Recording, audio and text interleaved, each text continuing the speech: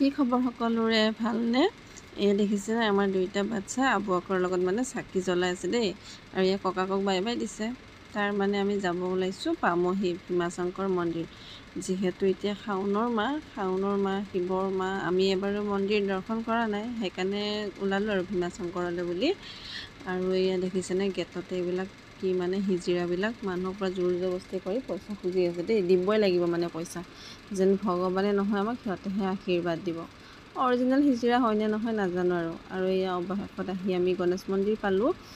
গণেশ মন্দিৰত আমি ধূপ চাকি জ্বলাই আশীৰ্বাদ লৈ ল'লোঁ। প্ৰথমতে কয় যিকোনো শুভ কাম যিকোনো পূজাৰ আগত গণেশক পূজা কৰিবই লাগে। সেইকাৰণে আমি প্ৰথমতে গণেশ মন্দিৰত সোমালোঁ। গণেশ মন্দিৰত সোমাই তাতে ধূপ চাকি বন্তি জ্বলাই কেনে আমি গণেশ বাবাৰ আশীৰ্বাদ ল'লোঁ। আৰু তাৰপিছত দেখিছিলে লাইন, গণেশ মন্দিৰটো পাৰ হৈ ইমান দীঘল লাইন। তাৰপিছত মেইন গেটখন মানে পাৰ হৈ কেনে এই চাওকচোন ভগৱান, লাইন ইমান মানুহ আছে ইয়াতে। আমাৰ নাই কমেও ৩-৪ ঘণ্টা লাগিলে দেই লাইনটোত, মানে বাবাক পানী ঢালিব যাওঁ বুলি ৩-৪ ঘণ্টা ধুনীয়াকৈ লাগিলে। মই মাজে মাজে বাৰু লাইনৰ পৰা ওলাই আহিছোঁ, কাৰণ বাচ্ছা দুটা লগত আছে। বাচ্ছা দুটাৰ কাৰণে অলপ সময়ৰ কাৰণে ওলাই আহোঁ, বাহিৰত অলপ সময় বহোঁ আৰু লাইনত যাওঁ। আৰু তাৰে এইখিনি দেখিছেনে, মই ইছানত কিবা কৈ আছিলোঁ আৰু ছোৱালীজনী ভিডিঅ' কৰি ৰাখিছে দেই, এইখিনি মই গমেই নাপালোঁ, দি দিছোঁ। তাৰপিছত আকৌ এয়া লাইনত আহিছোঁ, কাৰণ লাইনৰ পৰা বাহিৰত বেছি সময় থাকিব নোৱাৰি, মানুহ বহুত যিহেতু, কোনেনো কাক চিন ৰাখিব, ভাবে মাজতে সোমাইছোঁ হাল্লা লগাই, তেনেকুৱা হয়। আৰু এই দেখিছে এজনী ছোৱালী কি হ'ল, মূৰ ঘূৰাই পৰি গ'ল।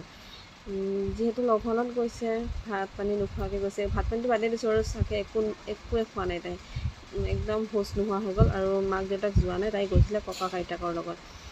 ককাক আইতাকে আৰু পানী বটলো নিয়া নাই সিহঁতে। আমি আমাৰ খোৱা পানী চানী এনেকৈ দি কেনে তাই মূৰে চূৰে দি দিলোঁ, তাই ভাল নাপালে দেই, এম্বুলেঞ্চত লৈ গ'ল তাইক পিছত। আৰু এই অৱশেষত আমি আহি পালোঁ বাবাৰ ওচৰত পানী ঢালিবলৈ। বাবাক পানী ঢালি বাবাৰ আশীৰ্বাদ ল'লোঁ, যিহেতু শাওণৰ মাহ বাবাৰ বাৰ। আৰু আশীৰ্বাদ লৈ সেই আমি ফুট ল'বৰ কাৰণেও কিন্তু বহুত লাইন ধৰিব লগা হৈছে বাপৰে। মানে সেইদিনাখন ক'ত লাইন নাই, চবতে লাইন ধৰি আৰু আমাৰ ইহঁত দুটা ধুনীয়াকৈ দিছে আৰু ফুট লগাই দিবৰ কাৰণে, দুইটাকে ধুনীয়াকৈ ফুট লগাই দিলে।